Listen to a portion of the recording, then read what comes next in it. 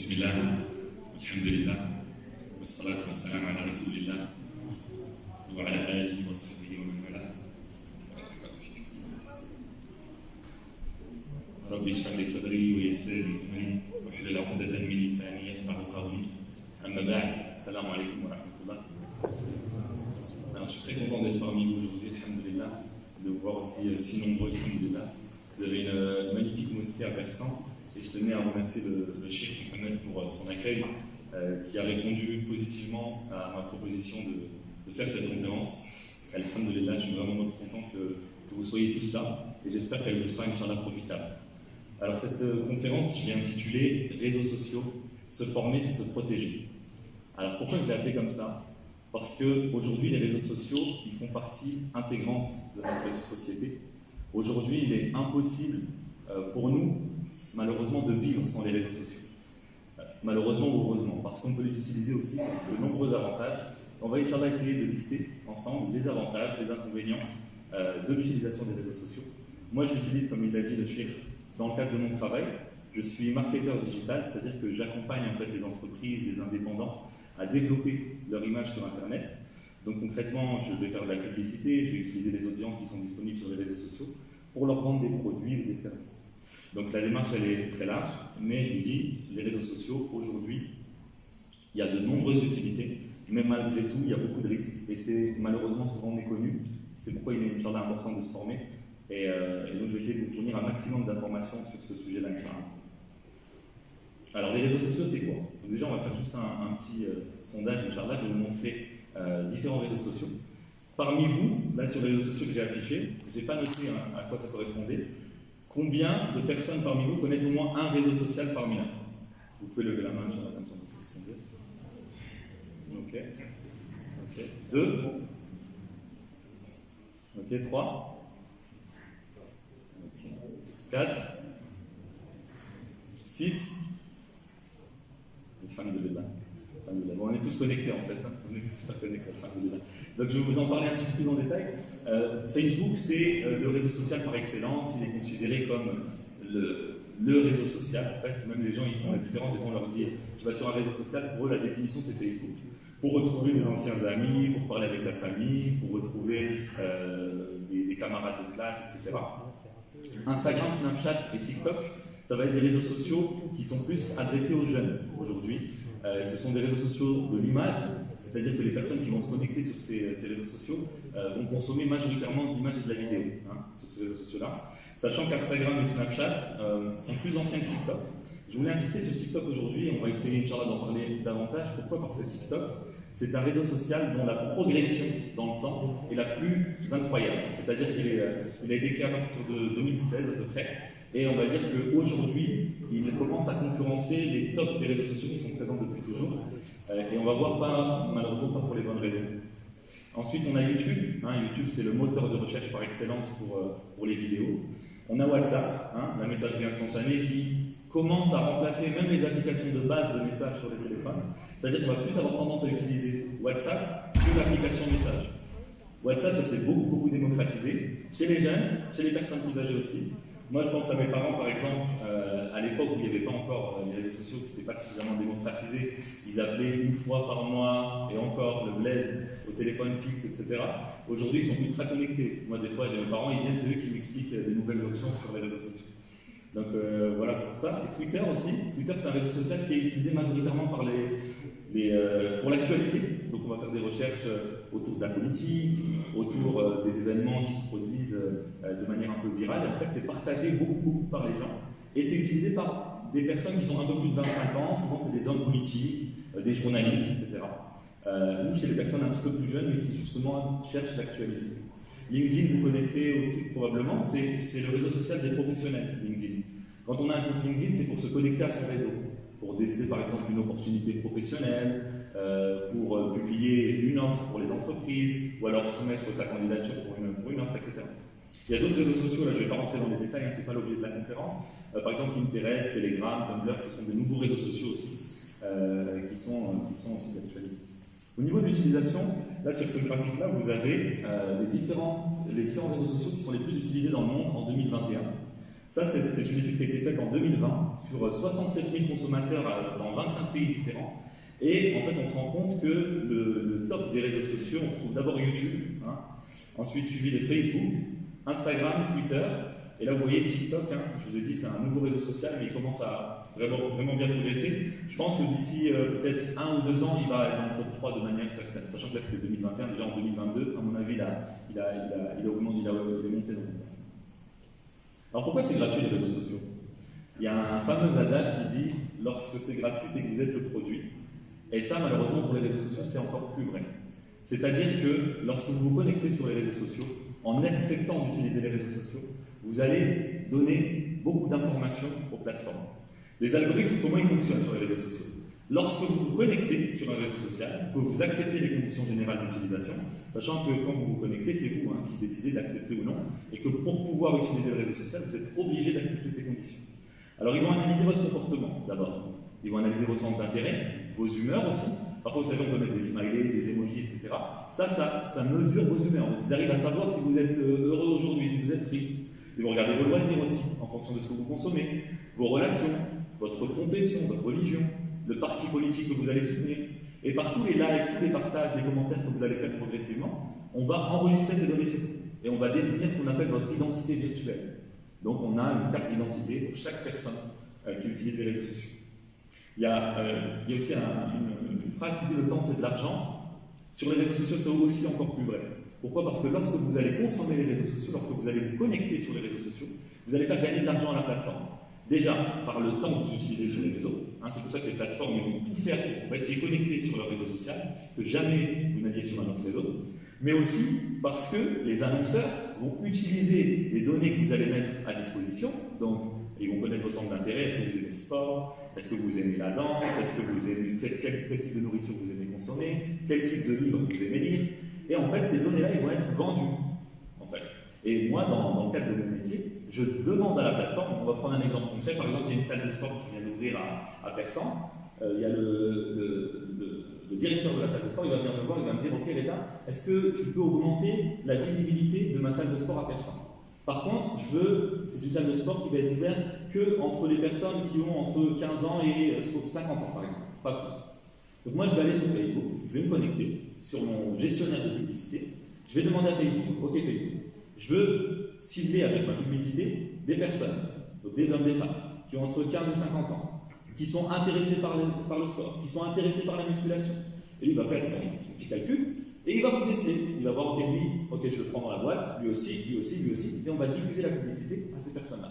C'est pourquoi, en général, sur votre réseau social, lorsque vous vous connectez, vous allez avoir que le contenu qui vous intéresse vous. Par contre, on se pose même la question, j'ai l'impression que mon téléphone, il m'a entendu, parce que j'ai l'impression d'avoir parlé d'un sujet, et paf, on m'en parle sur les réseaux sociaux. Et donc, c'est vraiment ça qui est enregistré sur vous, c'est vos habitudes de consommation, et on va vous proposer du contenu qui vous convient. Alors, il y a des fausses croyances sur les réseaux sociaux, il y en a beaucoup. Des gens pensent parfois des mauvaises choses sur les réseaux sociaux. Par exemple, parmi celles-ci, il est important d'être connecté en permanence. Ça, je ne sais pas si vous avez cette impression-là. On a l'impression, parfois, on sort de la maison, on oublie son téléphone à la maison, pour la journée, par exemple, si on va au travail ou si on va à l'école. Et on a l'impression que ce jour-là, on va recevoir le message le plus important de notre vie. Tant qu'on n'a pas le téléphone avec nous, pour nous, ça y est, le président de la République va nous écrire, c'est la journée où on va recevoir la meilleure offre possible. Et pareil pour l'actualité aussi, parce qu'en fait, on va avoir ce besoin d'être informé en permanence. Comme si le fait d'être déconnecté, il allait se passer quelque chose dans le monde et on ne serait pas au courant. Il y a une autre croyance importante qui est qu'avoir des followers, donc les followers, c'est des gens qui vous suivent sur les réseaux sociaux. Lorsque une personne s'abonne à vous sur votre compte, sur votre réseau social, on appelle ça un follower. Avoir des followers, avoir des abonnés, avoir des likes, on a l'impression que c'est être aimé et respecté. Pourquoi? Parce qu'aujourd'hui, les gens ne font plus la différence entre le virtuel et le réel. Ils ont l'impression que lorsqu'ils ont un commentaire positif sur une publication qu'ils vont mettre sur les réseaux, sur une photo qu'ils vont publier, ils se sentent respectés, ils se sentent aimés. Dès qu'il y a un like, dès qu'il y a une nouvelle notification, ça provoque en eux ce sentiment de bonheur. Et malheureusement, on va voir qu'il y a des dérives dans ça. Il y a une autre croyance qui fait qu'on pense que maîtriser les outils de la technologie, ça va me rendre plus intelligent. Alors effectivement, les réseaux sociaux, c'est un outil comme un autre. C'est-à-dire que lorsque vous savez utiliser Instagram, lorsque vous savez utiliser Facebook, tous les réseaux sociaux dont on a parlé, c'est un outil supplémentaire. Ça vous permet de vous insérer mieux en société, c'est sûr. Maintenant, le contenu que vous allez consommer sur les réseaux sociaux, il est aussi très important. C'est-à-dire qu'on peut passer notre journée sur le réseau social, mais à faire des choses qui n'ont aucun intérêt, qui ne vont rien nous rapporter. Il y a une autre problématique aussi, c'est que sur les réseaux sociaux, en général, on va publier que ce qui est positif. Les gens, quand il va se passer quelque chose de très bien dans leur vie, quand ils vont manger un très bon plat, lorsqu'ils vont visiter un pays qu'ils n'ont jamais visité, qu'ils vont aller dans un super hôtel, qu'ils vont louer une super voiture, ils vont vous filmer ça sur les réseaux. Or, ça n'arrive que peut-être une fois dans l'année pour eux. Peut-être ça n'arrive que 2-3 fois. Et vous avez l'impression que c'est leur style de vie, qu'ils ont l'habitude d'être comme ça toute l'année. Et alors là, vous allez vous comparer. Vous allez vous poser la question, ok, bon, lui il a de la chance, etc. Lui il a tout ça, etc. Et donc ça peut provoquer aussi un sentiment de mal-être. Alors c'est quoi les avantages des réseaux sociaux? Déjà pour vous, est-ce que vous pensez aujourd'hui qu'il y a des avantages au niveau des réseaux sociaux? Ouais. Alors qu'est-ce qu'il y a comme avantage? Parce qu'il y en a un, je suis d'accord. Rester informé, ouais. Communiquer. Communiquer, exactement. Faire des recherches, c'est ça? Ouais, faire des recherches. Ouais. Alors les avantages des réseaux sociaux, effectivement, on a la communication, pour les conversations, avec la famille, avec les amis. Ça permet de renouer parfois avec des gens qui sont loin, qu'on n'a pas vu depuis longtemps. On peut reprendre le contact avec eux. Le jour de l'Aïd, le jour de fête, etc. On va pouvoir se partager un beau message ce jour-là pour des personnes qui sont loin de nous, qu'on n'a pas vu depuis longtemps. Donc ça, c'est très important pour la communication. Et à la base, c'est fait pour ça, le réseau social. C'est, comme son nom l'indique, c'est du social. Donc on a besoin de renouer. Ensuite, il y a l'aspect éducation. Effectivement, on fait des recherches sur Internet. Il y a notamment des formations en ligne. Il y en a plein qui proposent des formations. On peut aussi apprendre de nouvelles langues. Parce que lorsque vous êtes sur les réseaux sociaux, vous êtes connecté à des gens qui viennent du monde entier. Vous pouvez communiquer avec eux, vous pouvez parler en arabe, vous pouvez parler en anglais, en espagnol, en plein de langues avec ces gens-là. Et ça vous permet de développer aussi vos capacités. Il y a aussi tout ce qu'on appelle le développement personnel et la productivité. Alors ça, c'est des phénomènes qui sont apparus en même temps que les réseaux sociaux, notamment parce que dans le développement personnel, il y a aussi l'image qu'on va refléter, donc c'est bien avec ça, et aussi la productivité. Parce que malheureusement, avec tous ces outils, là, le téléphone, les écrans, la télévision, etc., ça s'est démocratisé. Aujourd'hui, tous ces outils, ils nous prennent du temps. Donc, pour contrer ça, on met en place des outils de productivité. Comment est-ce que je fais pour bien gérer mon temps, etc. Et donc, il y a plein de formations autour de ça. L'éducation aussi dans la religion et la spiritualité. Je pense que parmi nous, de nombreuses personnes consomment aussi du contenu spirituel et religieux sur les réseaux sociaux. Donc, ça a augmenté nos capacités finalement à apprendre de la connaissance au niveau religieux. C'est très bien. On verra aussi que là-dessus, il peut y avoir parfois des dérives. Parce que parfois on va isoler une partie d'une conférence qui n'aura pas forcément de sens avec ce qui est promu dans la conférence, etc. Et donc il peut y avoir aussi des conséquences négatives. On le verra par la suite. Dans le cadre de l'activité professionnelle aussi, donc comme je vous dis, moi c'est ce que j'utilise au quotidien pour travailler, on peut découvrir des opportunités professionnelles, on a parlé de LinkedIn tout à l'heure, augmenter son réseau aussi, répondre à des offres d'emploi et tout. Et aujourd'hui il y a un phénomène qui s'appelle le marketing d'influence. Je ne sais pas si parmi vous il y en a certains qui ont suivi ça. Donc c'est un nouveau métier qui est né avec les réseaux sociaux, le marketing d'influence. Le marketing d'influence c'est quoi? C'est une personne qui accepte de livrer son quotidien à un maximum de personnes en public, et qui, avec sa réputation, va se mettre à vendre des produits ou des services. Donc elle va être contactée par des marques, par exemple une personne qui va parler du sport, elle va être contactée par des marques de sport, par des salles de sport, qui vont lui demander, ok, aujourd'hui est-ce que tu peux me faire de la publicité? Donc elle va passer un petit message, etc. Et avec l'audience qui la suit, elle va ramener des personnes intéressées par ces supports. Alors soutenir une cause aussi. C'est important aujourd'hui, les réseaux sociaux, c'est beaucoup utilisé dans le milieu associatif, pour les récoltes de dons, etc. Et c'est également utilisé pour diffuser rapidement une information. Donc, vous savez qu'il y a parfois dans les médias des informations importantes qui ne sont pas diffusées. Elles sont peu ou pas du tout promues. Et aujourd'hui, en fait, les réseaux sociaux, ça permet justement de développer ça. C'est-à-dire que vous allez pouvoir mettre en lumière un sujet dont on ne parle pas dans les médias. Et l'avantage des réseaux sociaux, c'est qu'à partir du moment où vous postez quelque chose, ça peut être partagé, et on a un phénomène de viralité, c'est-à-dire que le contenu va être posté de manière exponentielle, et vous allez en parler beaucoup aux gens autour de vous. C'est le cas par exemple de l'événement qui s'est produit au Maroc là récemment avec le petit Ryan, vous savez, qui est tombé dans le puits, que qu'Allah nous fasse miséricorde. Et donc ce phénomène à la base c'est dans un petit village du Maroc. Et ça a été publié et repartagé jusqu'à ce que les médias même français en parlent. Donc c'est un très bon moyen aussi pour parler d'une information.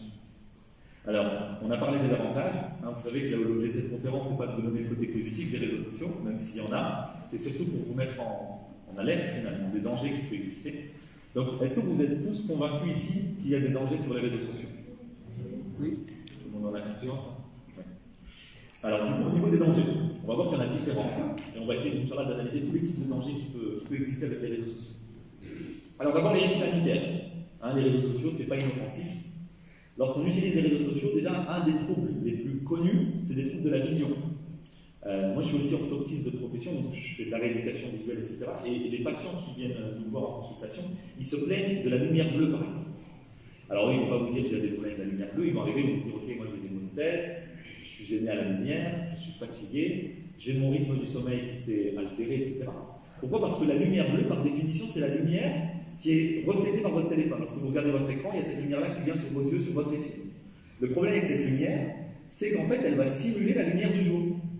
C'est-à-dire que lorsque vous êtes sur votre écran juste avant de dormir, vous regardez votre écran, la lumière bleue, elle s'émet sur votre rétine, et votre cerveau, il comprend quoi? Il comprend que c'est encore la journée.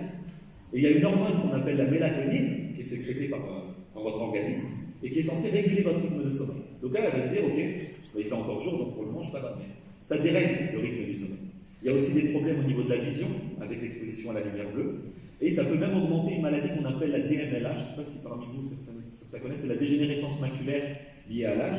C'est une problématique au niveau de la rétine. Donc en fait, finalement, il y a la rétine qui s'altère avec l'âge. Et le phénomène de la lumière bleue provoque encore plus cette pathologie. La myopie aussi. Hein. Lorsque vous êtes très proche de votre écran, ce qui se passe, c'est que finalement, vous allez déplacer l'image à l'arrière de la rétine. Et ça va développer un trouble qu'on appelle la myopie, c'est la gêne en vision de loin. C'est-à-dire que sans lunettes, vous allez avoir du mal à voir nettement à une certaine distance. Et là, on s'en rend compte, hein, quand il y a des études qui ont été faites sur ça. Par exemple, en Chine, pour les personnes qui travaillent dans les rizières, eux, ils ne font pas beaucoup appel aux écrans. Donc, ils vont regarder très très loin, ils vont avoir l'habitude de travailler leur vision de loin. Et c'est des personnes qui ne vont jamais avoir de lunettes. Contrairement, par exemple, aux personnes au Japon, ces personnes-là qui sont H24 sur écran, eux, ils vont développer des problèmes, des troubles oculaires comme la myopie. Il y a un autre trouble qu'on appelle l'insuffisance de convergence. L'insuffisance de convergence, c'est le fait d'être très très proche de votre écran au quotidien. Vous allez loucher beaucoup sur l'écran. Et en fait, on ne développe pas forcément notre vision de loin. Et donc, avec le temps, vous allez avoir du mal à garder ce phénomène de convergence. Vous allez avoir de la fatigue des yeux. Donc c'est pourquoi moi je conseille, par exemple, si vous êtes sur vos écrans, vous regardez l'écran comme ça, allez, vous comptez 10-15 minutes, ensuite vous ouvrez la fenêtre, par exemple, vous regardez de très très loin, et là ça va détendre vos yeux. D'accord? C'est important ça. Autre trouble au niveau des réseaux sociaux, c'est les troubles du comportement. Alors ça, c'est des troubles qu'on retrouve beaucoup, notamment chez les enfants. Le premier, c'est le trouble de l'hyperactivité. L'hyperactivité, c'est quoi? C'est des enfants que vous allez trouver et qui n'arriveront pas à rester calmes dans un système, par exemple, où il n'y a pas beaucoup de stimulation. C'est-à-dire que vous allez les mettre, par exemple, devant un livre ou devant des jouets, vous allez voir très vite qu'ils vont se déconcentrer. Donc ça, c'est parce qu'ils ont tellement passé leur temps sur les écrans. Et les écrans, vous savez, hein, c'est un nombre de pixels illimité là, qui s'enchaînent. Ensuite, les enfants, ils n'arrivent pas à suivre. Et ils sont toujours habitués à cette rapidité dans l'écran. Et du coup, vous allez leur donner des tâches qui sont plus simples, et ils vont avoir du mal à se concentrer. C'est pourquoi, au niveau de l'hyperactivité, il y a une étude qui a été faite dans une université à l'Alberta sur des enfants de 5 ans. Alors, on a regardé des enfants de 5 ans qui utilisaient les écrans plus de 5 heures par jour, plus de 2 heures par jour, pardon, et d'autres enfants qui les utilisaient moins de 30 minutes. Et on s'est rendu compte que chez les enfants qui utilisaient les écrans plus de 2 heures, il y avait beaucoup plus d'hyperactivité. Donc là, ça a été vraiment une corrélation directe. En plus de l'hyperactivité, il y a un problème d'attention et de concentration. En fait, si vous voulez, lorsque un enfant est sur un écran, des fois, il y a des parents, ils vont mettre leur enfant devant la télé, et ils vont dire, ah, mon fils, quand je lui mets un dessin animé, il est très concentré. En fait, il faut savoir qu'il n'est pas concentré. Lorsque l'enfant il est sur l'écran, l'enfant ou l'adulte, quand on regarde l'écran, il faut imaginer que c'est comme s'il voyait une mouche passer devant ses yeux. Et tout le temps, il a l'impression que la mouche, elle passe. Alors il a attiré. Vous, par exemple, demain, vous êtes en train de travailler, vous voyez une mouche, votre œil, automatiquement, par réflexe, il va le regarder. Les images des écrans, c'est la même chose. C'est ce qu'on appelle l'attention captée. Autrement dit, il n'est pas conscient, ce n'est pas une action de sa part, en fait. Il subit l'action. Et concrètement, ça va beaucoup jouer sur ses capacités de concentration. En fait, l'attention captée, il faut l'opposer à ce qu'on appelle l'attention dirigée. Et cette attention dirigée, c'est l'attention que nous, on met pour aller se concentrer sur un projet. D'accord? Il y a aussi le phénomène de l'agressivité. L'agressivité, c'est très courant et très répandu maintenant chez les enfants et chez les adultes aussi, vous l'avez vu dans notre société actuelle. Et il y a une étude qui a été faite sur 700 familles aux États-Unis. On les a suivis sur 17 ans. Les enfants étaient très jeunes, on les a suivis sur 17 ans. Et on s'est rendu compte de quoi? que les gens qui consommaient beaucoup d'écran, qui regardaient beaucoup de contenu à teneur un peu agressive, violente, ils vont reproduire de manière inconsciente ces phénomènes. Ça, on s'est rendu compte que c'était plus marqué chez les garçons que les filles. D'accord. Est-ce que vous, dans vos proches, que vous ayez des enfants, ou parmi vos cousins, vos neveux, ou même sur vous-même, vous vous êtes rendu compte de certains de ces troubles-là, l'hyperactivité, etc.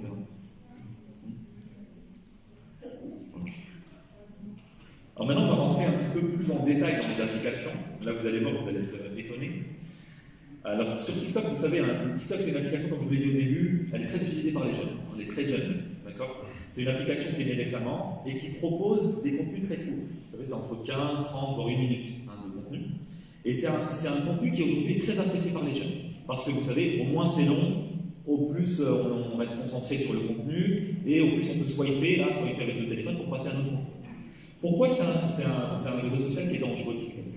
Déjà pour des raisons logiques, telles que des problèmes au niveau de la confidentialité des données. Il faut savoir que TikTok, lorsqu'il a été créé, les États-Unis ont demandé aux constructeurs, c'est un logiciel chinois, ils ont demandé aux constructeurs de leur donner des rapports sur ce qu'ils faisaient des données des gens, lorsque les gens se connectaient sur les réseaux.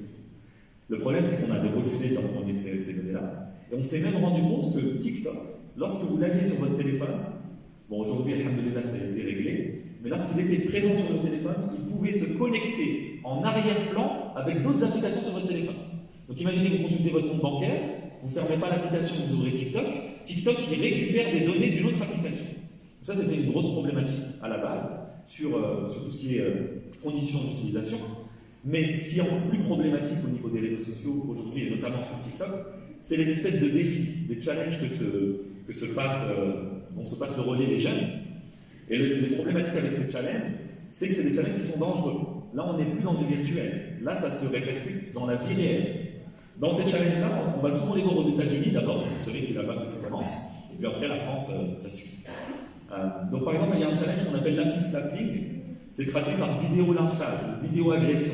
Alors ça, c'est très problématique. Concrètement, on va filmer une personne qui va soit agresser physiquement, voire même parfois sexuellement une autre personne, et on va diffuser ça sur les réseaux sociaux. Donc ça se passe chez les jeunes. Ça se passe chez les jeunes. Il y a d'autres challenges encore beaucoup plus stupides. Par exemple, le Tide Pod Challenge. Le Tide Pod Challenge, c'est quoi? Vous avez reconnu là le schéma? Le dessin? C'est les espèces de dosettes, là, les tablettes de lessive. Vous savez les petites tablettes de lessive?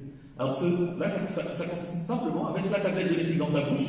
D'accord? On commence à se filmer, et on reste le plus longtemps possible avec la tablette de lessive. Donc là, on ne parle pas de tablette de chocolat, hein. C'est une tablette de lessive. Vous mettez la tablette de lessive dans votre bouche et vous filmez. Et quand on a fini, au plus on fait des vues, au plus on est connu, au plus on est content. Ensuite, on partage, on passe le relais. Vas-y, toi, t'es capable de faire ça? T'essayes d'aller plus longtemps que moi? On partage. On a d'autres challenges comme ça, comme le Lug Nut Challenge, par exemple. Celui-là, il est encore plus problématique parce qu'il n'est pas forcément en danger que l'utilisateur. On pourrait dire, ok, l'utilisateur, il est responsable de ce qu'il fait, il prend ses risques, voilà, c'est assez risqué et pénible. Là, non. Le Lug Nut Challenge, c'est quoi? La personne, elle va faire quoi? Elle va choisir une voiture au hasard, dans la rue. Elle va déboulonner les roues de la voiture, elle va se mettre d'un côté, elle va prendre son téléphone, elle va filmer, elle va attendre que le conducteur il arrive, il va démarrer sa voiture, elle va filmer quand il part avec sa voiture comme ça déboulonne. Donc ça se passe, hein, c'est connu sur les réseaux sociaux. Hein. Là, je vous ai mis les noms, vous pouvez faire vos recherches aussi. C'est des challenges qui existent. Heureusement, en France, comme les modérateurs des réseaux sociaux en France ont d'abord connaissance de ce qui se passe aux États-Unis, ils arrivent à peu près à limiter la casse. Mais ça se produit quand même. D'accord. Il y a un autre challenge qui a été noté aussi aux États-Unis et en France aussi, ce qu'on appelle le Blackout Challenge. Le Blackout Challenge, en gros, on retient sa respiration le plus longtemps possible, parfois jusqu'à l'évanouissement. Et pourquoi ce challenge a fait beaucoup parler de lui? C'est parce qu'il y a eu même des comas à la suite de ce challenge chez des jeunes enfants. Donc voilà, vous imaginez la teneur de ces challenges-là. En fait, comme je vous l'ai dit, c'est utilisé par les jeunes. Il faut savoir que déjà anatomiquement, un jeune, anatomiquement c'est naturel, il n'a pas la même conscience du risque qu'un adulte. Ça, c'est fait par rapport à la forme de son cortex. En fait, le cortex préfrontal, l'avant du front, il est surdéveloppé. Et du coup, ils ont du mal à imaginer le risque. Vous avez chez les tout petits, par exemple, vous allez être sur la route, il va prendre le risque d'aller sur la route. Vous êtes près d'un lac, il ne va pas hésiter à avancer un peu plus. Vous allez vous dire comment tu vois pas ce qui se passe devant toi, s'ils n'ont pas cette conscience du risque. Et le problème, c'est que là, ce sont des jeunes qui les utilisent, donc ils ont moins de conscience du risque. En plus, ils partagent, donc il y a cette volonté de compétition. Et c'est celui qui va faire la chose la plus grave. Et donc malheureusement, après, ça peut avoir des conséquences dramatiques, que ce soit psychologiquement, voire même juste physiquement. Donc il y avait un hashtag, là, je ne sais pas si vous en avez entendu parler, le hashtag c'est les espèces de mots-clés qu'on peut utiliser sur Internet. Il y a quelqu'un qui a décidé un jour de lancer l'hashtag anti-2010. Il s'est levé le matin, il a dit allez, je prends mon téléphone. Anti-2010, aujourd'hui on va attaquer tous les enfants qui sont nés en 2010. À l'époque c'était des personnes qui étaient en 6e, en classe de 6e. Et ça c'est un phénomène qui a été très connu en France, je ne sais pas si vous avez suivi ça à la télé. Donc finalement on attaquait les personnes nées en 2010 comme ça, parce qu'ils étaient nés en 2010. Physiquement, psychologiquement, on faisait du harcèlement. Et donc il y a eu des suicides à la suite de ce je voulais aussi insister sur une statistique qui m'avait un peu choqué. Il y a un journal, Family Medicine of Primary Care, qui est né cet été. Et dans le numéro, ils ont dit quoi? Ils ont dit qu'entre octobre 2011 et novembre 2017, il y avait 259 personnes qui étaient mortes en prenant un selfie. Vous savez, les selfies, c'est ça. Je me filme comme ça en caméra frontale, je me filme comme ça le selfie. Donc, statistiquement, le selfie il est plus dangereux que le requin. C'est-à-dire qu'il y a plus de personnes qui meurent d'un selfie que les morts des requins. Vous imaginez la problématique aujourd'hui? Alors, on va dire, quelqu'un qui est mort d'un requin, ça va, il est courageux, on va dire. Imaginez expliquer à quelqu'un, ok, il est mort parce qu'il a pris un selfie. Rien que ça. Donc les personnes, soit ils meurent dans des accidents de voiture, parce que bon, ils se filment, ils regardent leur écran, soit ils sont au-dessus d'une falaise, ils se filment comme ça, ils tombent en arrière. Et puis il y a d'autres causes possibles. Ensuite, en plus des dangers physiques, il y a les dangers psychologiques. D'accord? Il faut savoir que, comme je vous l'ai dit au début, le virtuel, c'est virtuel, mais ça a aussi des conséquences et des retentissements sur votre vie réelle. D'accord? Une blessure, ça reste une blessure, même si elle est virtuelle. Première problématique au niveau psychologique, c'est la dépression et la perte d'estime de soi. En fait, il faut savoir que, comme je vous l'avais dit au début, comme les réseaux sociaux ne montrent que l'aspect positif de la vie des gens, vous allez vous comparer. Ah ouais, donc lui, je ne sais pas si ça vous est déjà arrivé, par exemple, vous allez suivre quelqu'un sur les réseaux sociaux, un sportif, ou alors une personne qui a un domaine professionnel que vous voulez, dans lequel vous voulez vous lancer aussi. Et vous allez vous comparer, elle va montrer ses résultats quotidiens. Vous allez dire, ah ouais, elle a réussi à faire ça. Moi, ça fait des mois et des mois que je suis en train de travailler là-dessus. Donc vous perdez une estime de vous-même. Alors que ce n'est pas la réalité. On est dans du virtuel, on va vous montrer que ce qui va. Ce qui ne va pas, on ne va pas vous montrer. Donc il faut savoir que chacun a son propre cheminement et que les aspects positifs des réseaux sociaux, il faut les nuancer. Il faut apprendre à dire, ok, je vois ça, mais derrière, probablement, cette personne a aussi des difficultés. Derrière, probablement, cette personne-là, elle a des problèmes, comme n'importe qui. D'accord? Et encore une fois, les réseaux sociaux, à la base, ils ne sont pas utilisés pour renouer et créer des relations réelles. Souvent, ce n'est pas pour se lancer dans des objectifs personnels ou professionnels, où ça donne à des moments de réflexion. C'est-à-dire que lorsqu'on consomme les réseaux sociaux, on est plus... on est dans les transports, on est à la maison, il n'y a plus rien à faire, je regarde les réseaux sociaux. C'est pas une activité, c'est pas actif, comme souvent on est l'esclave. Le stress et l'anxiété aussi. C'est un trouble très très commun aujourd'hui avec les réseaux sociaux. Il y a une étude qui a été faite par Mental Health Foundation en 2004 et qui a noté un bond de 70% au niveau de l'anxiété. C'était chez les jeunes majoritairement, depuis les 25 dernières années. Et on s'est rendu compte en fait que cette anxiété, ce stress qui a augmenté de 70%, il était lié parfaitement en temps à l'utilisation des réseaux sociaux. D'accord? Et il y a même un nom là, qui a été inventé dans le dictionnaire, c'est le technostress. Et le technostress, c'est un nouveau mot du dictionnaire qui veut dire le stress qui est induit par les nouveaux outils de la technologie et de la communication. Donc c'est clairement une problématique actuelle. Est-ce que vous, au quotidien, vous avez l'impression de vous sentir un peu étroit, stressé quand vous utilisez les réseaux sociaux, ou alors juste fatigué, moins concentré? Fatigue? Ça dépend de l'utilisation. Exactement. C'est pour ça, vraiment, tout dépend de ce que vous faites sur les réseaux. En fait, encore une fois, comme je l'ai dit au début, il faut être acteur. Il ne faut pas se sentir esclave des réseaux. C'est à nous de délimiter tout ça. Okay. Le cyberharcèlement, c'est une problématique aussi qui est très importante au niveau des réseaux sociaux. Il y a eu des gens qui commençaient, par exemple, à créer des groupes communs dans les classes, où ils vont parler d'une personne de leur classe qui n'est pas présente dans le groupe. Donc on va l'humilier, on va montrer des photos négligentes de cette personne-là, on va l'intimider, on va propager des rumeurs, etc., etc.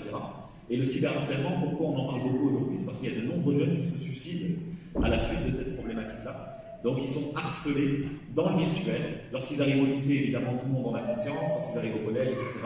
et donc forcément ça se répercute dans leur quotidien. C'est des personnes qui ont du mal après ils ont plus les épaules pour ça. Et derrière, les parents, malheureusement, parfois ils ne sont pas au courant de tout ce qui se passe. Parce que pour eux, c'est virtuel, c'est pas réel. Ils ont l'impression que quand leur enfant va dans la chambre avec le téléphone, il est tout seul dans sa chambre. Mais il faut savoir que l'enfant, lorsqu'il va dans sa chambre avec son téléphone, il est connecté avec des millions et des milliards de personnes. Donc il n'est pas tout seul. Les addictions aussi qui sont nées avec les réseaux sociaux, les problèmes de notification. Il faut savoir que lorsqu'on reçoit une notification, il se passe quelque chose dans notre vie. À tout ça. En fait, on a une espèce de petit bonheur là, comme ça, éphémère. On va prendre le téléphone, ok. Alors, si c'est un like, je ne vous dis pas, là, c'est le bonheur absolu, on est content, on a aimé mon contenu, on a aimé ma photo, et voilà, le culte de l'ego, etc. Et il y a une hormone qui s'appelle la dopamine, qui est une hormone qu'on appelle l'hormone du bonheur. En fait, c'est l'hormone pour la motivation, l'hormone pour mettre de l'action dans nos vies, etc.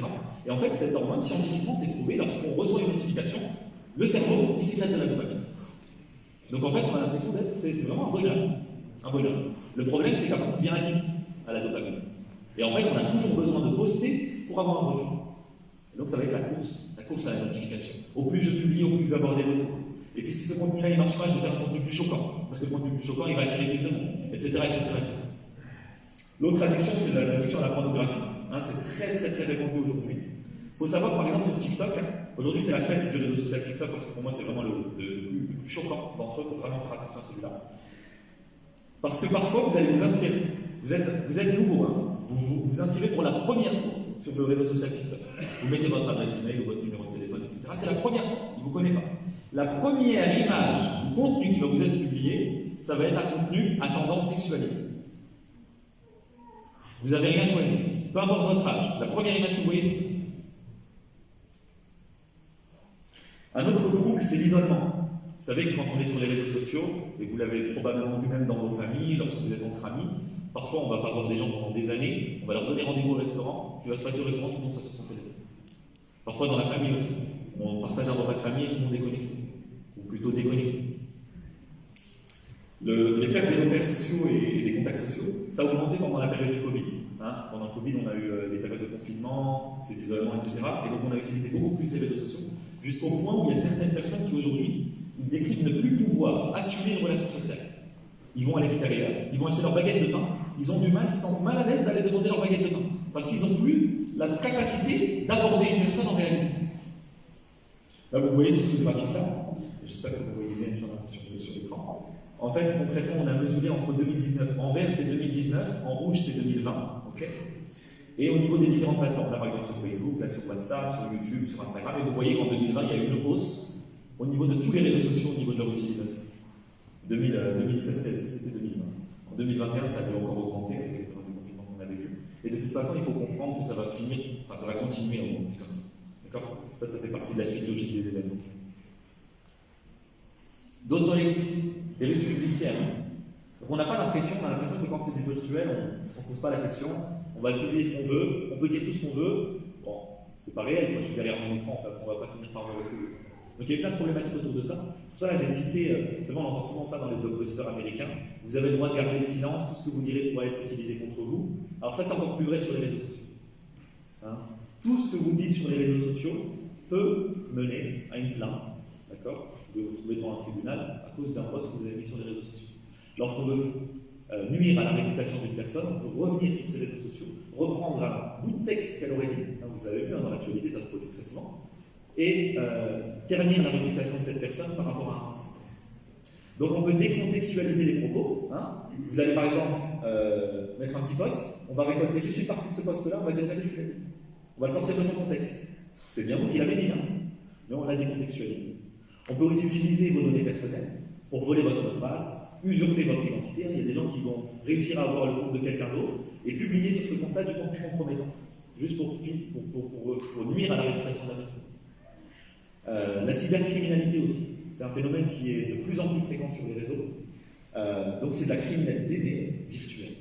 Et je ne sais pas si, parce que là tout ce qu'on décrit actuellement, c'est le web qui est utilisé par la majeure partie des gens. Mais il y a aussi une partie du web qui est encore plus sombre que celle-ci. Je ne vais pas rentrer dans les détails, mais c'est apeurant ce qui s'y fait. C'est le dark web. Je ne sais pas si parmi vous, il y en a certains qui ont déjà entendu parler de ça. Le dark web, c'est extrêmement problématique. Il peut y avoir vraiment des choses extrêmement choquantes. Hein, des viols en direct, parfois même des meurtres en direct. Et on filme ça. Et les gens en commentaire, oui, je paye plus pour avoir ça, je veux que vous lui fassiez ça. Et ça existe hein, sur Internet. Les arnaques. Donc, je pense que beaucoup d'entre nous, on reçoit des mails, parfois, soit c'est Amazon, soit c'est Freebox, soit c'est PayPal, etc. On vous dit, oui, tenez, vous avez un nouveau truc sur votre compte, cliquez ici. Hein, des fois, vous n'êtes même pas chez Freebox, vous recevez un message de Freebox. Et vous allez cliquer sur le lien. Et vous, quand vous cliquez sur le lien, on fait quoi? On récupère vos informations personnelles. Les faux concours, les fausses cagnottes aussi. Vous savez, là, on a parlé du jeune Ryan, qu'Allah lui fasse miséricorde. Et lui, Ryan, on a organisé des cagnottes sur Internet, soi-disant pour les parents de Ryan, pour les soutenir. Et finalement, c'était des arnaques. Donc, c'est des gens qui ont utilisé cette information-là pour gagner de l'argent. Et ça se produit en permanence. Il y a des gens qui vont parler de produits, ok, allez sur ce site acheter le produit, vous allez payer, hein, vous ne recevrez jamais le produit. Ça, combien de fois ça arrive aussi? Alors, il y a aussi des risques pour notre spiritualité. Est-ce que pour vous, on peut être musulman et consommateur de réseaux sociaux? Oui. Modérément. Modérément, ouais.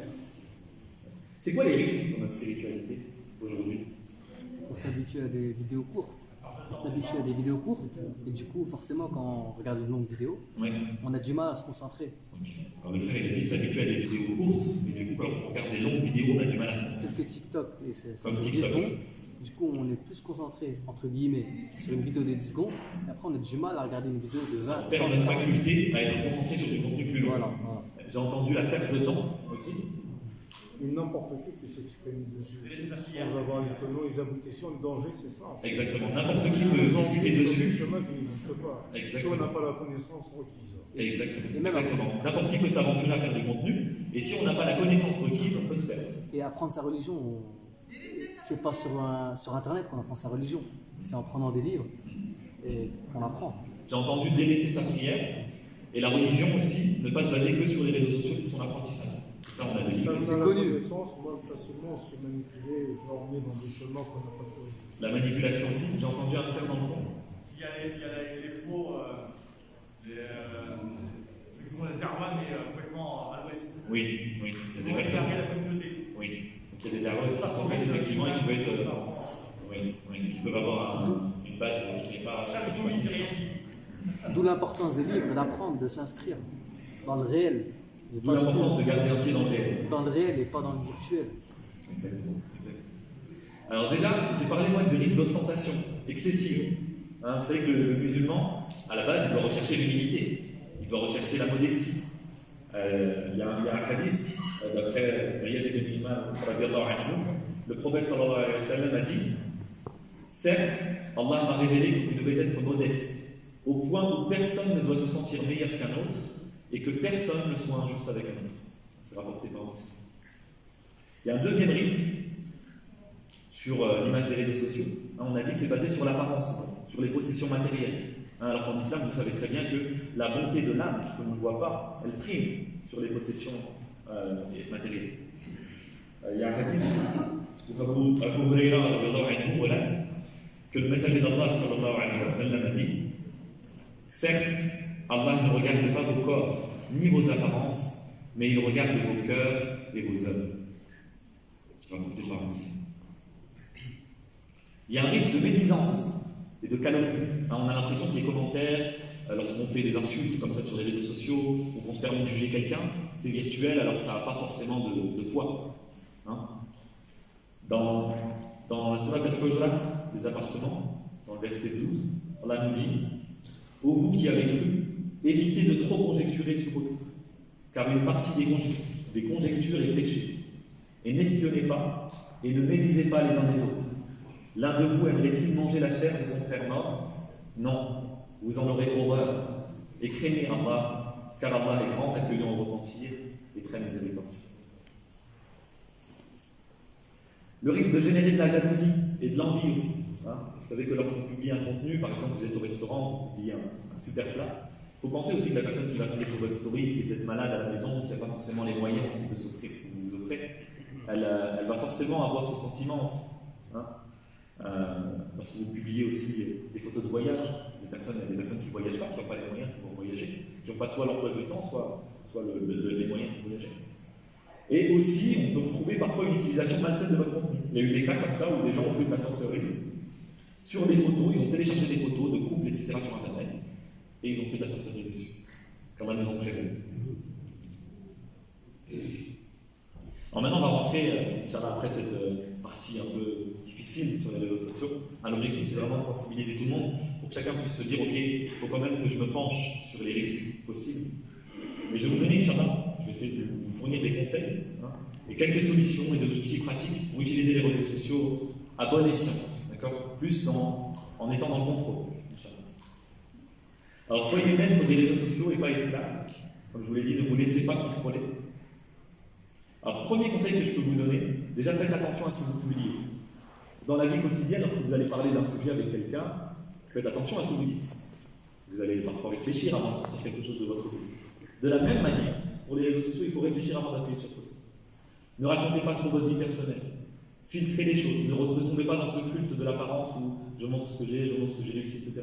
Parfois, quand on se pose la question, qu'on a une vision long terme et qu'on se dit pourquoi on fait ça, il n'y a pas d'utilité particulière. Si vous utilisez les réseaux sociaux pour un business, ok, vous voulez avoir des clients, oui, vous allez montrer votre réussite, parce que vous allez montrer un petit peu au client qu'il peut avoir confiance en vous lorsque vous allez l'accompagner, certes. Mais si c'est une utilisation juste personnelle, pourquoi en faire? Et alors, si vous le faites, fixez-vous une limite. J'en ai parlé ici. Privilégiez un profil privé plutôt que public. C'est-à-dire que sur les réseaux sociaux, vous avez la possibilité aujourd'hui de paramétrer. Je veux que mon contenu ne soit visible que par telle et telle personne. Je veux que mon contenu soit visible que par les personnes qui sont abonnées à moi, etc.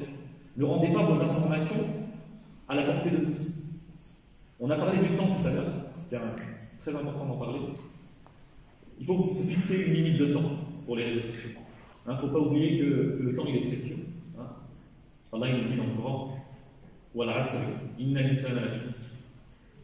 par le temps, Allah est sûr par le temps, l'homme est certes en perdition.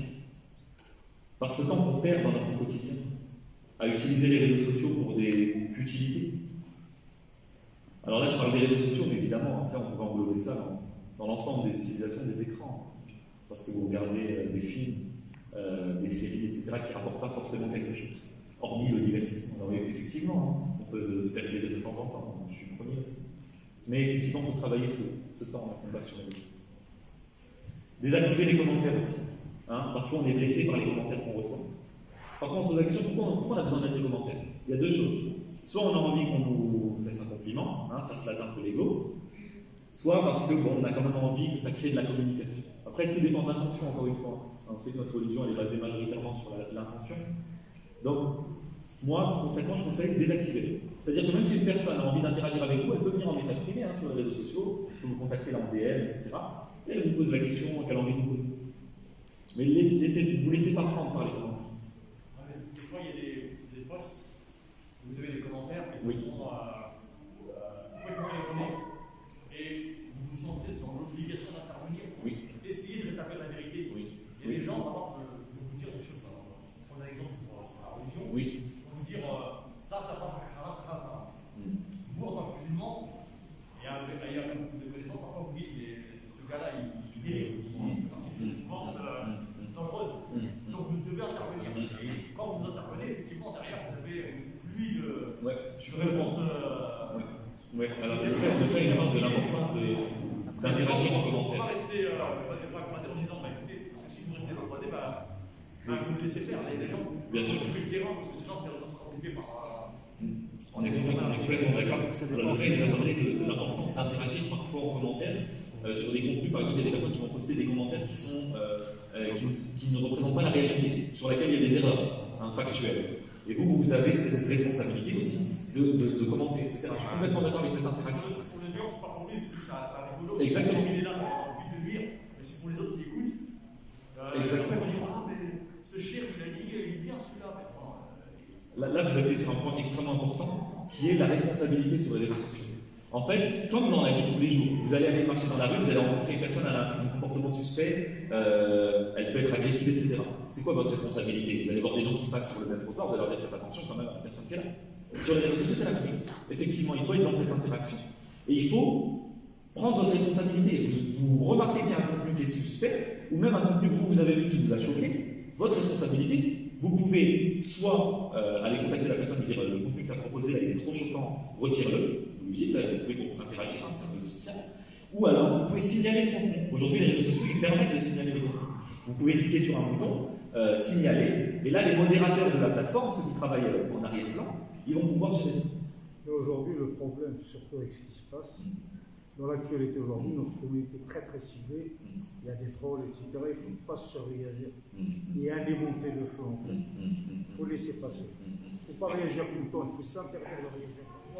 Il y a de la provocation permanente aujourd'hui, il y a des élections dans pas longtemps. On est très très ciblé, vraiment très ciblé, ils recherchent que ça. Et notre intérêt à nous, c'est de ne pas surréagir justement, ils cherchent que ça. Alors, le frère, il nous a dit qu'aujourd'hui, il y avait autour des réseaux sociaux, lorsque vous interagissez avec les gens en commentaire, parfois ça peut aller, ça prend des proportions beaucoup plus importantes que la problématique de base. Vous allez interagir. Moi, je donne mon avis, ça crée de la provocation. Et il a dit que dans le contexte actuel, ça pouvait être encore plus dangereux que simplement d'ignorer le message. C'est ça. Le message, c'est ça, et ça alimente beaucoup plus haut Voilà, le ça va niveau alimenter, national, et ça peut apporter un vrai danger pour nous. Effectivement, parfois, c'est comme dans la vie, hein, parfois on a l'impression que ce qu'on va dire, ça va faire qu'aggraver la situation. Alors dans ces cas-là, on n'interagit pas. Évidemment, toute situation est différente. Ce sont des conseils généraux qu'il faut adapter en fonction du contenu. Après, si sur le plan religieux, il y a plus de hikmah. Si c'est en privé, ça peut mieux passer en privé. Aussi sur le plan Parce que religieux. ça peut passer. Il y en a, tu peux les brusquer sur un commentaire. Mais si tu passes en privé, il y a plus de hikmah, plus de sagesse. Oui, c'est très juste. Effectivement, en tant que musulman, en plus, il y a plus de sagesse à contacter la personne en privé que de le faire en commentaire. Et pensez au bouton signaler, c'est pas très très connu, mais utilisez-le. Alors, le fait de désactiver les notifications, tout à l'heure, on a parlé de cette course à la notification. Alors, dites stop maintenant aux shots de dopamine.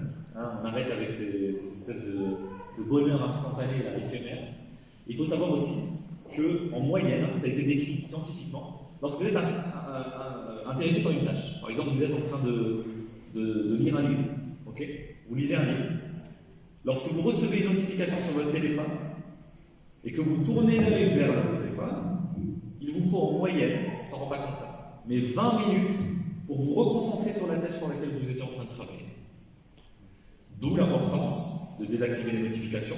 Il y en a même parfois qui se mettent en mode avion. Hein, ils se disent, je ne vais pas recevoir particulièrement d'appels de gens, j'ai besoin, etc. Je n'ai pas besoin, je me mets en mode avion ou en silencieux. Moi, ce que je conseille aussi de faire, ne gardez même pas votre téléphone près de vous. Ouvrez le tiroir, mettez-le dans le tiroir, fermez le tiroir. Pourquoi? Parce que combien de personnes prennent le téléphone de manière inconsciente, l'allument, le regardent, le reposent. Vous lui dites, qu'est-ce que tu as fait? Non, rien, je ne sais pas. C'est un réflexe. C'est comme les gens, vous savez, dans la vie quotidienne, il y a des gens qui font ça. Normalement, tu regardes. Toi, t'es à côté, tu dis, il est quelle heure? Les gens regardent. En fait, le téléphone, si c'est pas utilisé à bon escient, c'est addictif en fait. Exactement. Ouais. Exactement. Si c'est pas utilisé à bon escient, ça devient addictif. À part le mode avion, comment on fait pour désactiver les notifications? Quand il ne suit pas un clic, Alors, très bonne question, magnifique. Alors, pour désactiver les notifications, il est possible de le faire dans tous les téléphones, donc que ce soit les systèmes d'exploitation iPhone ou les Android. Vous allez dans les paramètres, vous avez un onglet notifications, et vous pouvez choisir quelles applications vous acceptez ou non la notification. Par exemple, vous acceptez de recevoir un appel, oui, de recevoir un message, oui, mais tous les contenus qui proviennent des réseaux sociaux, vous désactivez. C'est-à-dire que vous prenez l'initiative vous-même d'aller consulter vos réseaux sociaux. C'est pour ça, encore une fois, on n'est plus esclave, on devient maître. C'est moi qui choisis dans ma journée d'aller consommer Instagram ou d'aller consommer Snapchat. C'est pas je reçois une notification, ah bah j'ouvre. C'était censé être une notification et ça finit en 1 heure devant le téléphone. Ouais, ou d'aller, ouais, c'est exactement ça. Autre chose, réorganiser votre écran d'accueil sur le téléphone. Comme à la maison, vous faites le ménage, sur votre téléphone, il faut faire le ménage. Vous savez, maintenant sur les téléphones et smartphones, on peut déplacer les applications. Vous pouvez les mettre d'un écran, les mettre sur un autre écran, etc. Vous faites comme ça, vous laissez sur votre écran principal le téléphone et la messagerie. On l'a oublié aujourd'hui, mais quand on y pense, finalement, le téléphone à la base, c'est fait pour ça. C'est fait juste pour appeler, appeler aux zéros des messages. Et en réorganisant votre écran d'accueil, vous allez être plus à même de moins être diverti. D'accord? Votre concentration, elle sera plus là que vous allez ouvrir le téléphone, vous n'allez pas voir l'application tout de suite, ça ne va pas vous donner envie. D'accord? Supprimez aussi les applications que vous n'utilisez pas. Ça, c'est important. Faites le tri. Des fois, vous ouvrez votre application, votre téléphone, vous allez dans les applications. Celle-ci, ça fait longtemps que je ne l'utilise pas. Je ne sais pas pourquoi je l'ai téléchargée. Je supprime. D'accord? Vous allez voir qu'il y a énormément d'applications qu'on a téléchargées qu'on utilise. Alors maintenant, le rôle du parent dans l'éducation de son enfant et dans l'éducation digitale. Et j'insiste, pour moi, aujourd'hui, l'éducation dans le digital, elle est inclue dans l'éducation globale de l'enfant. Parce qu'on est dans ce monde digital, hyper connecté, et que le parent, il se doit aujourd'hui d'être un parent connecté. Peu importe l'âge, il faut être conscient des risques qui existent. Et il faut se former. De toute façon, le meilleur moyen de parler à un enfant d'une problématique, ça va être de lui dire, ok, moi j'ai utilisé, je sais qu'il y a ça, tu sais qu'il y a ça, tu sais qu'il y a ces challenges-là qui se passent, tu sais que tu peux tomber sur tel ou tel contenu, tu sais qu'il y a tel ou tel risque qui peuvent se produire. Et là, lorsque vous le saurez, vous pourrez mieux transmettre. Alors, il y a un rôle pédagogique, hein, connaître et transmettre. Là, je vous ai conseillé 2 films, qui sont sur Netflix. Le premier, c'est The Great Hack. Alors, dans ce film, en fait, on va expliquer comment est-ce que les réseaux sociaux ont été utilisés pour influencer des élections politiques. Des élections présidentielles. C'était le cas, par exemple, avec Trump et l'affaire Cambridge Analytica. Concrètement, on a diffusé à l'audience du contenu négatif sur les autres candidats à l'élection. Tout ça pour mettre en avant Trump. Et en fait, il y a une grosse équipe derrière lui qui a fait toute cette opération marketing. Et bon, grâce à ça, on l'influence. C'est du marketing d'influence, mais à la présidence. On a Derrière nos écrans de fumée aussi. C'est un film qui est très intéressant, que je vous conseille vivement de regarder, où il vous montre comment vos données sont utilisées au quotidien. Et comment est-ce qu'on récolte des données sur vous. Et combien de données on récolte sur vous. Et vous allez être extrêmement choqué. Lorsqu'on regarde ce film, en fait, tout de suite après, on se dit, on a envie de désactiver le téléphone.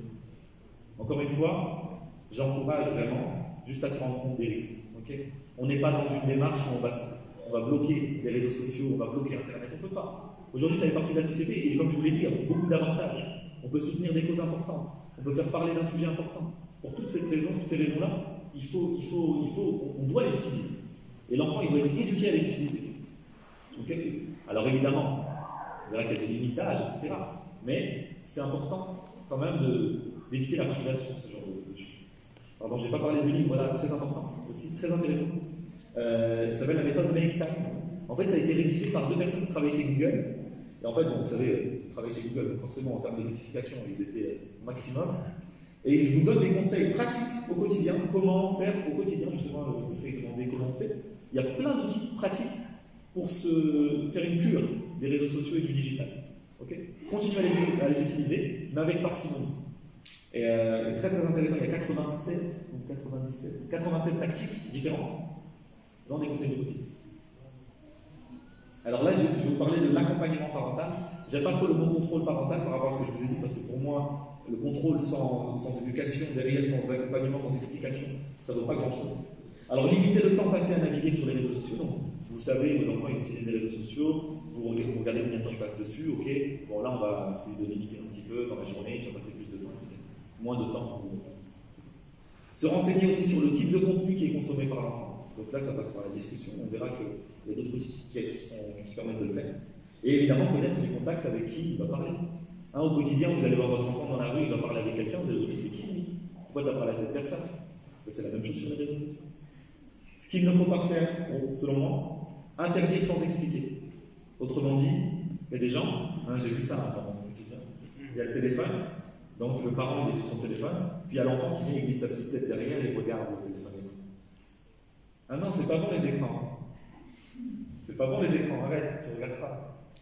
Donc comment est-ce qu'on peut expliquer à un enfant sans incarner lui-même, sachant que tous les troubles dont on a parlé depuis tout à l'heure, les risques sanitaires, psychologiques, judiciaires, ça ne touche pas que les enfants, ça les touche aussi. Les problèmes de vision, ça touche aussi les adultes.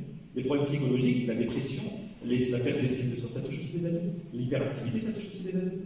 Donc interdire sans expliquer et interdire sans incarner, ça vaut rien.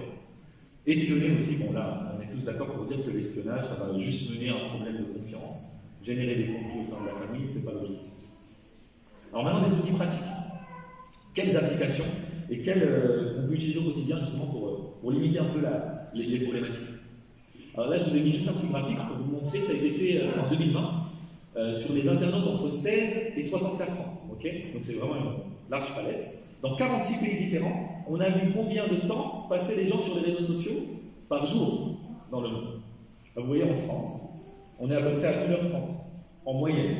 Encore une fois, si là je prenais juste des personnes entre 16 et 30 ans, par exemple, on verrait beaucoup plus longtemps. Parce que là, le temps de jeu est. Et vous voyez que les premiers, là, les tops du top, c'est en Philippines. Ils passent plus de 3h50 par jour sur les réseaux sociaux. Hein. Là, on ne parle pas de l'écran, hein. Juste les réseaux sociaux. Parmi vous, qui passe plus d'une heure sur les réseaux sociaux par jour? Vous avez vu, c'est rarement déjà. Non? Ça dépend. Ça dépend du jour. Ouais. Ouais. Et ça va, on n'a pas des trop gros consommateurs. Même des abstinents. Il y a même des abstinents. Alors, encore une fois, on nuance en fonction des avantages et des inconvénients. Oui. Il y en a qui décident complètement de ne pas utiliser les réseaux sociaux parce qu'ils n'en ont pas une utilité dans leur quotidien, qu'ils sont professionnels ou ils préfèrent apprendre même sur d'autres plateformes. Dans ces cas-là, c'est bon. Alors, le temps d'écran, justement, parce que vous allez me dire, peut-être parmi vous, il y en a qui ne savent pas combien de temps ils ont passé sur les écrans. Peut-être qu'ils n'ont pas forcément regardé. Il faut savoir que sur chaque système, il y a le moyen de vérifier. Vous pouvez vérifier le temps que vous passez sur les écrans chaque jour, sur chaque application. Hein. Là, par exemple, sur l'iPhone, vous avez l'application temps d'écran qui vous permet de voir à la semaine, hein, sur des plannings hebdomadaires, par jour, combien de temps vous passez, quelles applications vous avez le plus utilisées, etc. Et vous pouvez utiliser cette application pour limiter le temps d'utilisation, c'est-à-dire, je veux passer sur cette application maximum 40 minutes. Lorsque je dépasse ça, le téléphone coupe l'application et me dit que vous avez dépassé votre limite.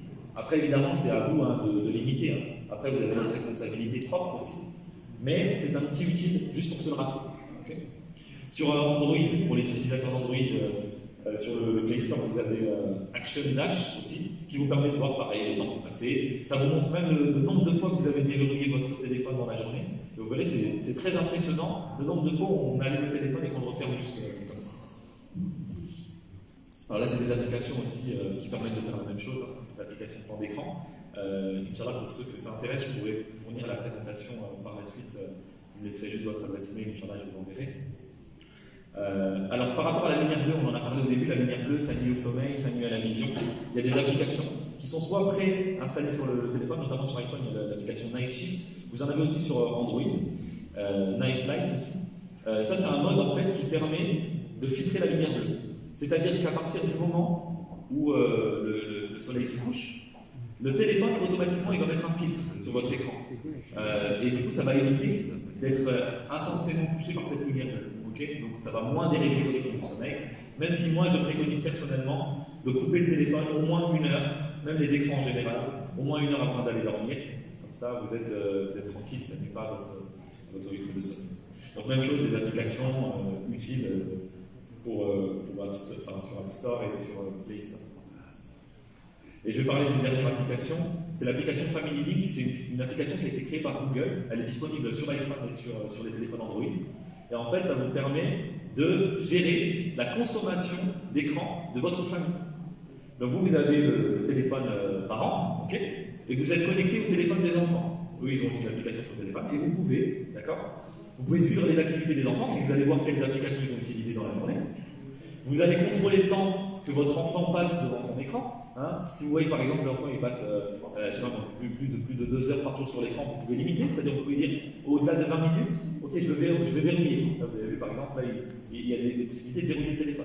Par exemple vous allez choisir en fonction des journées. Le week-end tu vas passer un petit peu plus de temps, vous définissez tout ça, et là vous êtes sûr que votre enfant il ne va pas dépasser les limites. Et on reste quand même dans cet apprentissage, c'est-à-dire qu'on lui permet quand même de se former à ces outils des réseaux sociaux, mais dans la limite de raisonnement. Okay. Ça, c'est un outil qui est bien. Et c'est aussi possible avec cet outil-là de géolocaliser l'appareil de votre enfant. Donc souvent, en général, pour les hommes. Oui. Par rapport à la question de Family, oui. est-ce que c'est possible par tranche horaire, c'est-à-dire à partir d'une certaine heure, exactement. Oui, c'est possible. C'est possible. Vous pouvez définir dans la journée de telle heure à telle heure. Oui, c'est possible. C'est une application. C'est une application, ça. C'est une application.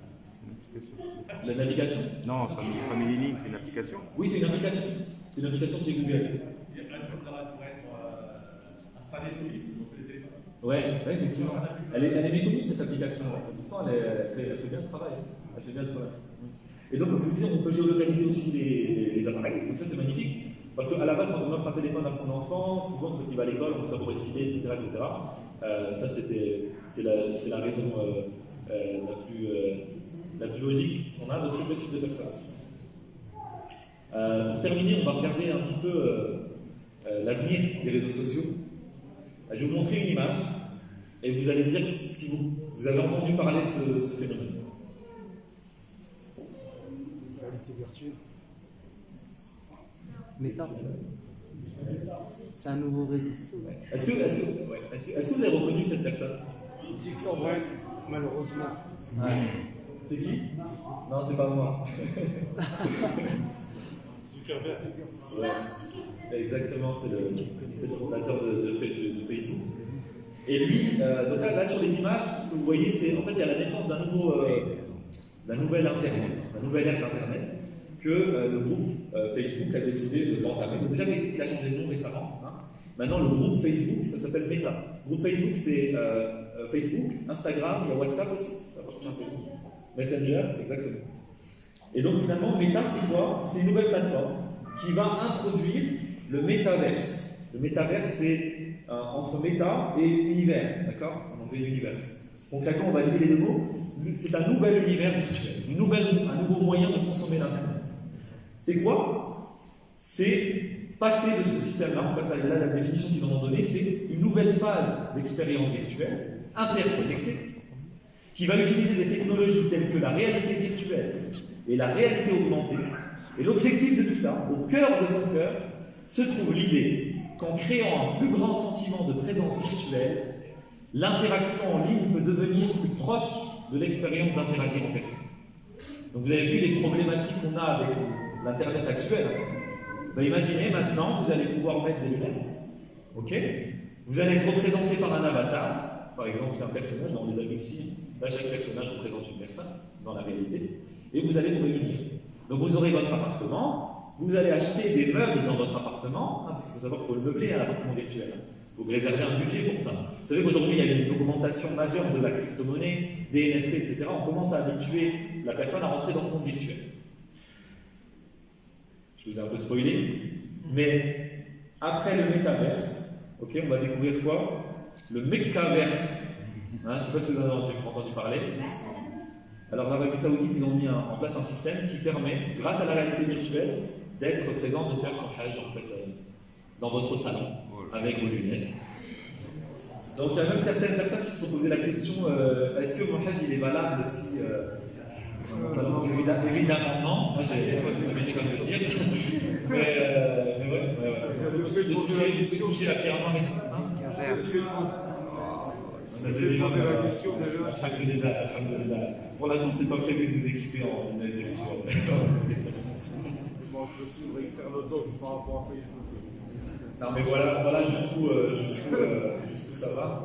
Alors, de là, je vais faire une petite conclusion. Donc, les réseaux sociaux, donc c'est un outil très pratique aujourd'hui. Hein. Les réseaux sociaux, c'est même une arme de savoir utiliser les réseaux sociaux. Comme de la même manière qu'on parle le français pour pouvoir défendre nos droits en France, et que c'est une responsabilité de chacun de pouvoir s'exprimer pour se défendre, les réseaux sociaux, demain, si vous ne savez pas comment maîtriser les réseaux sociaux, vous serez écarté de la société. Parce que ça va devenir un outil non négligeable. De la même manière que vous voyez à l'école. Hein. Écarté dans le meilleur des cas, manipulé la plupart du temps. Voilà, vous manipulez, bien sûr. Bien sûr. C'est dramatique. Bien sûr. Si vous êtes écarté, c'est pas très grave. Mais ce que je veux dire, c'est que ça va devenir un outil qu'on va vous imposer. On nous impose aujourd'hui. Vous ne pouvez rien faire sans ordinateur. Exactement. Maintenant, à l'école, ils vont sur les tablettes, sur les écrans rétro. Au début, c'était les rétroprojecteurs, on mettait juste une feuille de papier transparente pour la rétroprojecter. Aujourd'hui, non. Il faut avoir le. Et puis, même les écoles fournissent aux enfants les tablettes. Mais c'est un avantage de dématérialiser. Vous connaissez? Oui, c'est un avantage de dématérialiser. Il y a des avantages à la nouvelle technologie. Dans une certaine limite. Je connaissais quelqu'un, moi, ils lui ont interdit de rentrer aux États-Unis parce qu'il n'avait pas de réseaux sociaux. T'imagines? Le frère nous dit vous connaissez quelqu'un qui a été interdit d'entrer aux États-Unis, oui, sans montrer preuve de réseaux sociaux. C'est un truc de ouf. Hein? J'en connais qui n'osent pas rentrer parce qu'on a un passeport vert. C'est autre chose. Ah, maintenant, il faut le pass sanitaire, le pass vaccinal et Facebook. Donc c'est un outil utile, on en a besoin. C'est pas normal. On en a besoin. Il y a beaucoup d'avantages, on a dit, la communication, le partage, le fait de soutenir une cause, le fait de se former, le fait d'en savoir un petit peu plus sur ce qui nous entoure et l'actualité, mais malheureusement il y a aussi beaucoup de dangers. Des dangers physiques, psychologiques, judiciaires, spirituels. Okay. C'est pourquoi il est important aujourd'hui de se rendre compte de l'importance de l'éducation digitale pour vous, pour votre famille, pour vos enfants, pour tout le monde. Tout le monde ici doit se former au digital, un minimum s'y connaître, pour pouvoir garder des liens familiaux qui sont forts, pour pouvoir avoir une meilleure estime de soi-même, pour pouvoir ne pas tomber dans les fausses croyances des réseaux sociaux. Et aussi et surtout, si vous ne voulez pas traverser entre Safa et Marwa, dans votre cuisine ou votre salon. Okay. Merci. Merci. Merci. Si vous avez, je ne sais pas si il est quelle heure, 5 minutes, 6 minutes. Dans 5 minutes, alors on a, si vous voulez poser des questions, oui.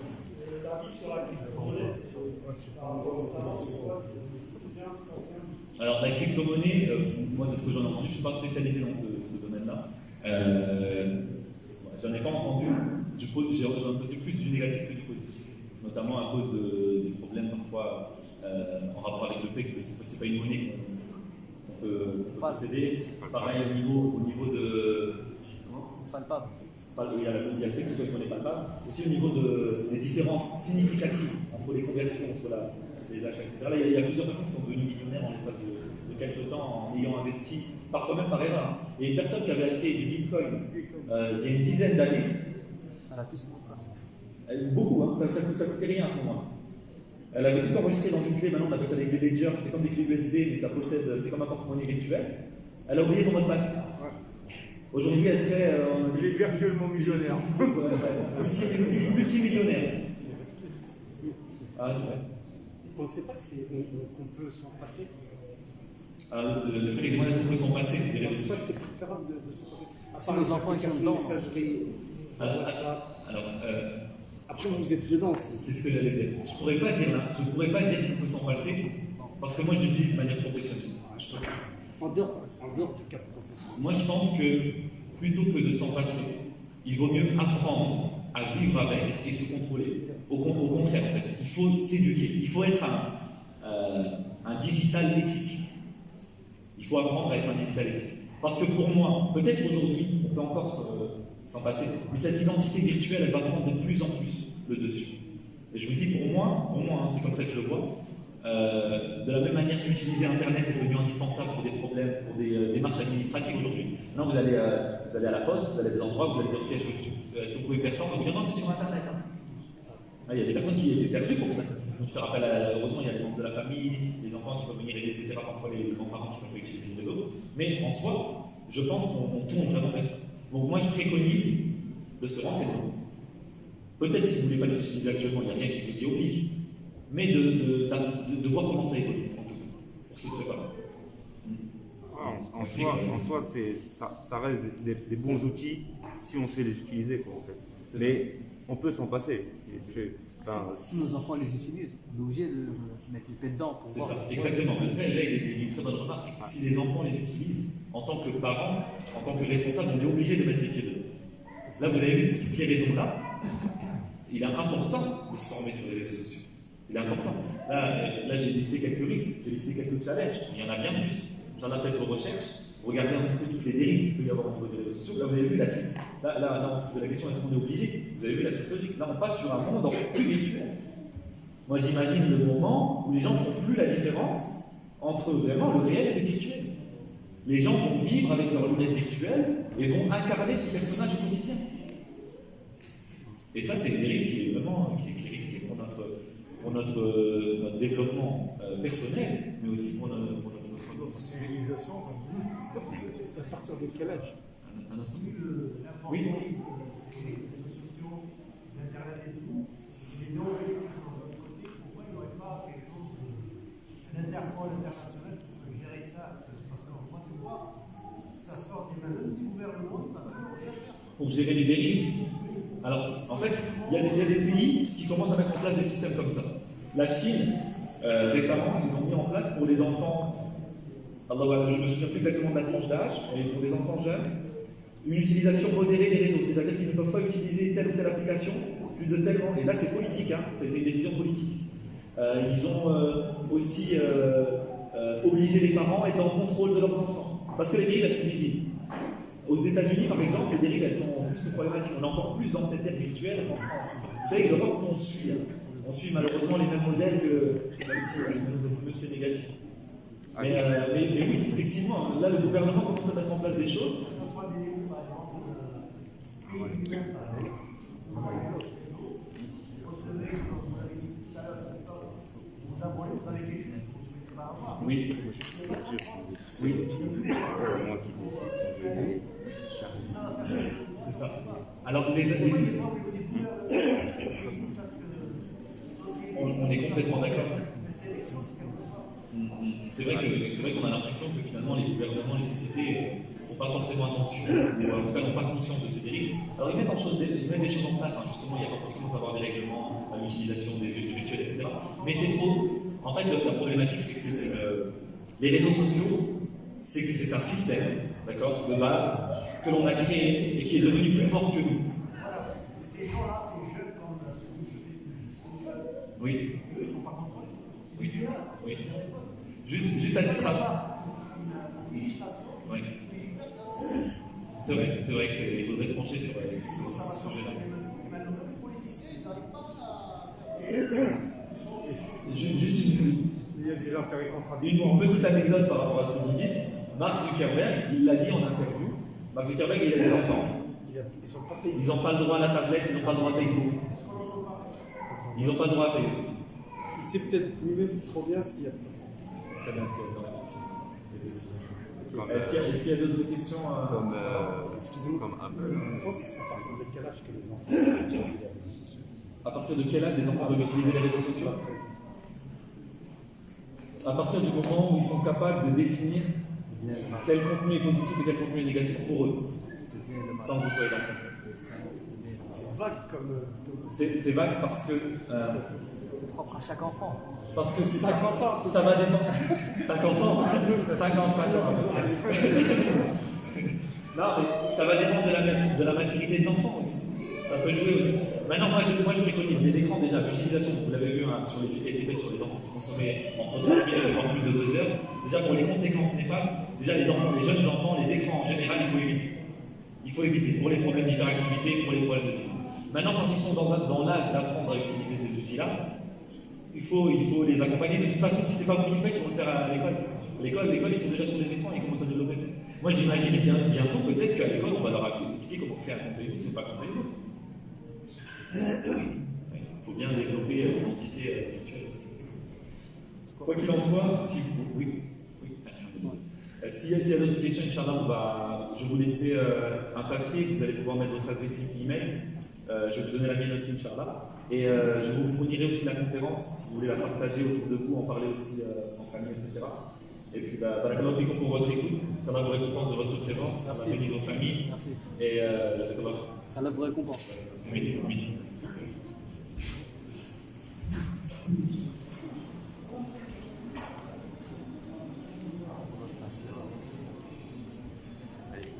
بارك الله فيك بارك الله في اخينا رضا كما تفهمت. C'était une conférence très intéressante, très riche.